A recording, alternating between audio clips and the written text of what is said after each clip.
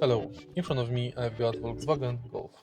In this video I'll show you how to enable and disable proximity sensor.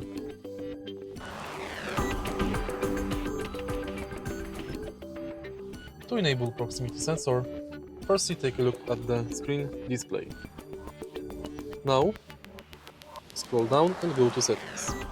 Enter screen and switch this button to enable or disable proximity sensor.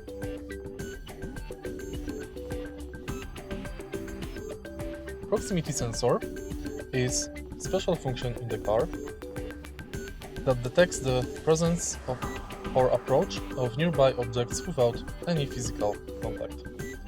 It typically works by emitting an electromagnetic field or beam of electromagnetic radiation. Thanks to this function, you can use hand gestures, for example. If you find this video helpful, please like, comment and subscribe.